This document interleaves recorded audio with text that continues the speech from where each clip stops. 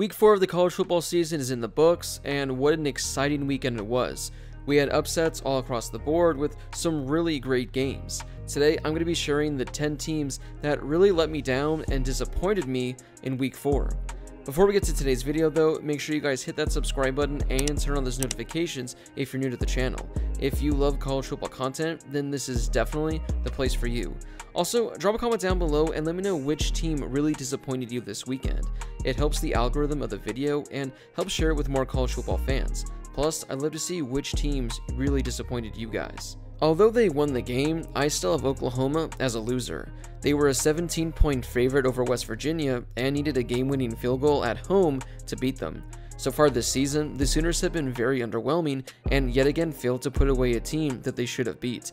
Spencer Rattler had an okay day and was even booed and had fans calling for a quarterback change during the middle of the game. If you guys watch my top 25 rankings videos, you would know that I have Oklahoma ranked right about 10, and even that might be a generous ranking. The next loser I have is USC. Just when we thought that they had turned a corner last week with a very impressive come-from-behind victory, man, did they blow this one. They lost to Oregon State at the Coliseum for the first time since 1960, and it's been 60 years since the Beavers won in Los Angeles, and they did it in dominating fashion. It wasn't like this was a last-second loss by USC. They lost to Oregon State by 18 points, and they entered the fourth quarter trailing by 25. Keaton Slovis was awful as he threw for 3 interceptions and just hasn't looked good at all this season. USC's defense, which really impressed me in week 1, well, they've been horrendous ever since. For the game, they allowed 550 yards of offense. Maybe this Oregon State team is better than we think, as they're now 3-1, but a team like USC, with as much talent as they have, should not be getting blown out at home by Oregon State. Maybe Clay Helton just wasn't the problem after all. The next disappointment goes to the Minnesota Gophers, who fell to Bowling Green at home. I know what you're thinking, an unranked team losing to a group of 5 school isn't really as bad as you would think. But Minnesota was a 30-point favorite, and they lost 14-10. Tanner Morgan completed 5 of 13 passes for 60 yards with 2 interceptions. The Gophers also had another turnover, as the offense just did nothing all game long. It's one thing to be upset at home, but it's another when you're a 4-touchdown favorite.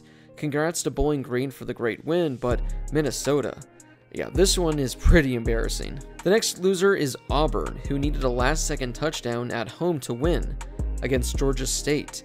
The Tigers were trailing to the Panthers at halftime 24-12.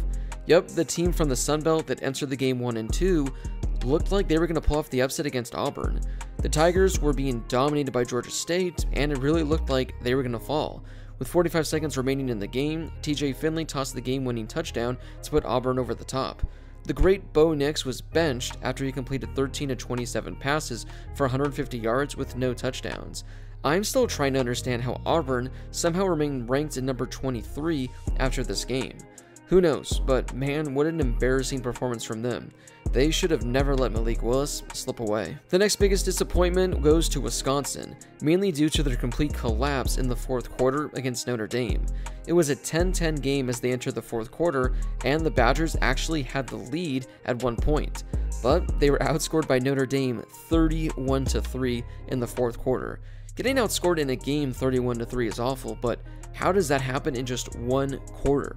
For the people that bet the under of this game, I truly apologize for what Wisconsin did to you. After Wisconsin took the lead by 3 in the fourth quarter, Notre Dame responded with a 96-yard kick return for a touchdown, a 16-yard touchdown pass, a field goal, and back-to-back pick sixes to end the game. Oh, and don't let me forget about Graham Mertz, who might be the worst quarterback at the FBS level. For the game, he completed 18 of 41 passes for 240 yards with a touchdown and 4 interceptions. Mertz has 2 passing touchdowns over his last 8-9 games, something like that. I'm sorry, Wisconsin, but until you guys get a new quarterback, you guys aren't going to be competing for anything. Before I get to my next 5 losers, if you could take a second and give this video a thumbs up, I would greatly appreciate it. It helps share the video with more college football fans, plus it only takes a second to do. The next embarrassment goes to Florida State, who is now 0-4 on the season. This one isn't necessarily for the game like these others are, as Louisville is a solid team. The Seminoles actually had a chance to tie or win the game with a few minutes left in the fourth quarter, which is saying something considering they trailed 31-13 at the half. I don't really know what is going on with this program or what they can do to turn it around, but a team with this kind of talent should not be 0-4. Up next will be Texas A&M, who was just outmatched all game against Arkansas. Many people have the Aggies as a playoff team, and they had their chance to prove it on a neutral field against a scorching hot Arkansas team. I get that the Aggies have a lot of players currently out, but they just didn't look like a top 5 team or a top 15 team this past weekend. Aside from one big run from Isaiah Spiller, the offense didn't really have any big plays all game. The defense, that is supposedly one of the best in the nation, allowed 450 yards of offense. I get that Arkansas is a really good team, but yet again, Texas A&M failed to deliver on the biggest stage. The next biggest disappointment will be a team that I had as a sleeper to reach the college football playoff, Iowa State. They're now 2-2 on the season, and their chances of making the playoff are looking like they're shot. They might not even reach the Big 12 title game at this point. This was the most hyped season in Iowa State history, and it's quickly fallen apart just 1 month into the season. They fell to Baylor on the road by 2 points, and they failed to tie it up late in the game with a 2-point conversion. I had Baylor as a team who impressed me this weekend, but this was still a game that Iowa State should have won. Breece Hall and Brock Purdy actually had pretty good games, but it still wasn't enough for them to pull out the victory.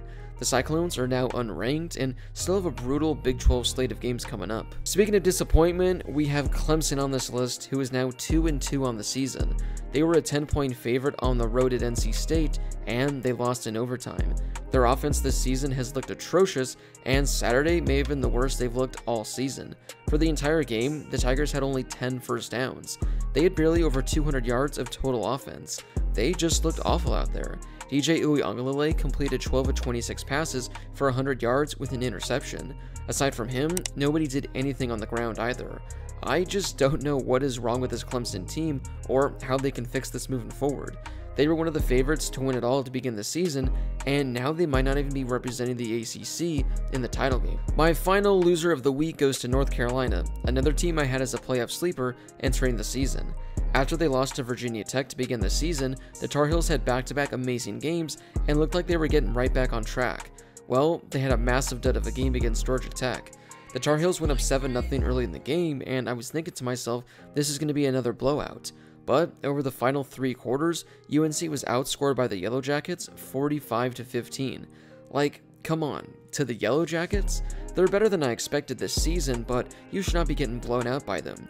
Sam Howell did all he could, as he had 3 touchdowns and 300 yards, but nobody else on the offense was able to do anything for North Carolina. They had 3 turnovers for the game, and the defense couldn't even stop Pasadena City College if they tried. Just like with Clemson, North Carolina's playoff and potentially ACC title hopes are now shot. Well, those were the 10 teams that really disappointed me this weekend. Drop a comment down below and let me know which teams really disappointed you. Was there a team on here that I didn't include? Let me know in the comments down below. If you haven't done so yet, make sure you guys hit that subscribe button and turn on those notifications if you're new to the channel. I'm posting college football videos all season long, so if you're a college football fan, then this is definitely the place for you. As always, thank you guys so much for watching, and I'll see you all in my next video.